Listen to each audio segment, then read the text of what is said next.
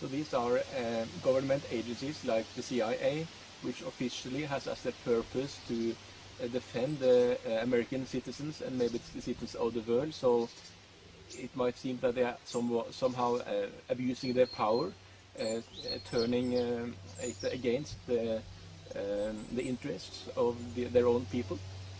You know, that's quite correct. I was always thinking when I was younger that police and the military are for the people.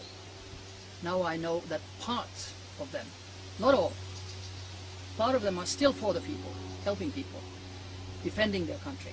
But a big part of them are working against the people.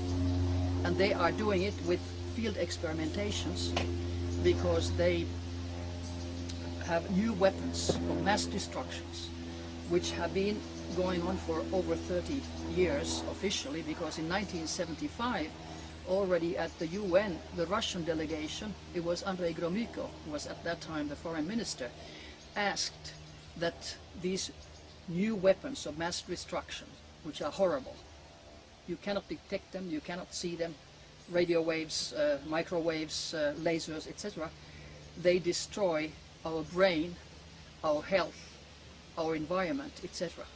So he was asking that the UN would decide that these would be abandoned totally. He got a good response from many, but the US was opposing, claiming that since 1948 there have been no new weapons of mass destruction, so the question is out of the question. I mean, this is crazy, because the US is the leader in the world of these non-lethal new weapons. And the danger is that they can take over anybody today. Anybody. They used to experiment with the people in the prisoners. They used to experiment with mental patients. They still do that. So that is without their consent? Absolutely without their consent. It's criminal.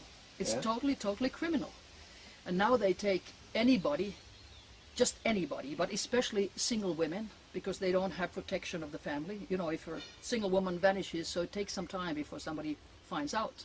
If a married woman vanishes, the same day the family cries.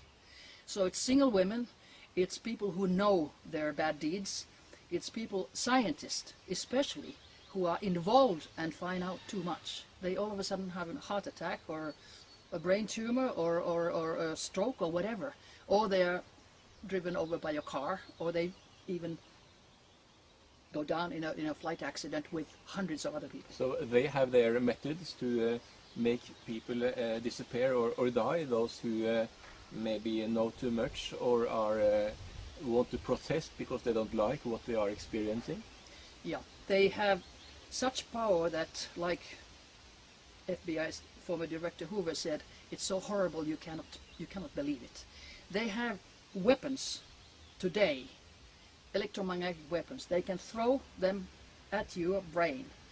And like you have fingertips, which are unique, your brain waves are unique. Every one of the 6.5 billion people has a unique brain wave.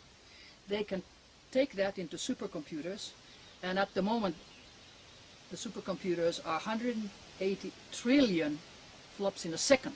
180 trillion in a second. Our brain is only 5,000 bits a second, so we have no match to the supercomputers. But since this has been published, and usually the information that is published is 50 years old, so what the real figure is, I have no idea. Because I found out from this non-lethal weapons conference from the American representative, he said that already in 1801 the first mind control device was created. Can you imagine? 1801. And I know that in Ohio a doctor was already doing 1874 unethical research, putting electrodes into the brain of a patient, a female patient who died. So, you know, this is a century, 2 centuries old technology, and now it's coming out. This is new. It's not new. Anything that comes out from the military is at least 50 years old. And academic, especially in Europe and Scandinavia, academic research is at least 1 or 2 generations behind. They have no idea. For instance, there's a British Professor Warwick, I think his name was, he's lectured a couple of times in Finland. I only read what he has been stating. And it was just crazy. He was saying that he was the first man who has placed an implant into his hand, and so he goes out and opens the doors and garage and whatever.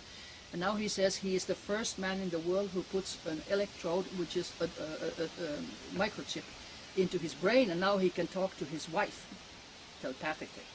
Now, already in 1952, Project Moonstruck, CIA's own project, placed electrodes into the brain and teeth of people to follow them. 1952. Now he comes out after year 2000.